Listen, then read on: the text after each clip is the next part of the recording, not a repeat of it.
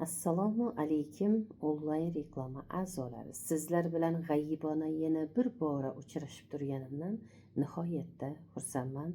Bugungi temamiz bosh miyada uchraydigan o'simta, kista, travmalar haqida suhbatlashamiz. Bosh miyada travma qachon paydo bo'ladi? Travma bir narsaga qattiqroq urilsa, zarba olsa bosh miyada travma paydo bo'ladi va tug'ilish jarayonida ham travma paydo bo'ladi. Tug'ilish qiyin bu jarayon bo'lib o'tgani uchun bosh miyada travma paydo bo'lishi mumkin. Katta yoshli insonlarda bu udar deymizmi, qattiq bir nimaga teggan sababli travma olishi mumkin bosh miya. Travma olishi bilan bosh miyada o'simta, kista, bularga bizning Nur Aziz sog'lomlashtirish markazimizni tabiiy giyohlari, siroplari yordamida shifosi bor. Bemalol kelib, lecheni olib sog'ayishlaringizni tavsiya qilaman. Bizning Nur Aziz sog'lomlashtirish markazimizda bosh miyada o'simta, kista bo'lgan bemorlar ko'plab murojaat qiladi. Mana 31 yillik ish faoliyatimiz, Allohga shukr. Avvalam Alloh qalavasa sababchimiz qanchadan qancha bemorlarimiz sog'ayib, bosh miyadagi kista ham, o'simta ham joyida sug'urilib, tomiri bilan ko'rib yo'q bo'lib, sog'lom bo'lib, qanchadan qancha bemorlarimiz o'z minnatdorchiligini bildirib qo'yibdi. Allohga shukr. Bu kista o'simtalarni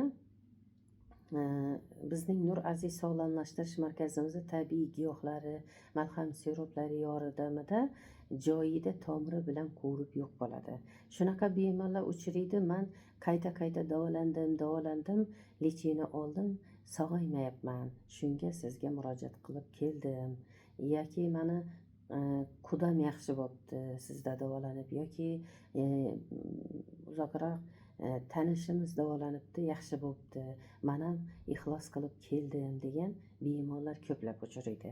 Va shunaqa bemorlar uchraydi, men bosh miyamga shurub qo'ydirdim, men bosh miyamni 1 marta operatsiya qildirdim, 2 marta operatsiya qildirdim, hattoki bosh miyamni 3 marta operatsiya qildirdim degan bemorlar ham murojaat qiladi bizga. Iloji bo'lsa imkon qadar tegishmasdan tuzalishga harakat qilish kerak. Bizning Nur Aziz sog'lomlashtirish markazimizda shunga imkoniyat bor. Bemalol kelib, shu tabiiy giyohlarimizdan, siroplarimizdan foydalanib, bosh miyada o'simta bo'ladimi, kista bo'ladimi, shifo olishlaringiz mumkin. Bemalol kelib, lecheni olib, sog'ayishlaringizni tavsiya qilaman. Qayta davolanishga, qayta jarrohlik yo'li qo'llashga, ximiya, nur olishga umuman hojat yo'q. Allohning qudrati ila dard bergan egam darmonini ham o'zi berib qo'yibdi. Faqat biz aytgandek, o'rnida iste'mol qilinsa kifoya. Sog' bo'linglar, omon bo'linglar, kelgusi efirlargacha deb qolaman. Davolanib turgan bemorlarimizga Allohim shifosini bersin. Sog'lom insonlar hech ham bemor bo'lmasin deb Allohdan so'rab qolaman. Layklaringizni bosaveringlar yuqorgi efirlardagidek. Xudo xolasa layklaringizni evaziga Allohning qudrati ila Allohning mukofotlarini, ajr savoblarini olasizlar.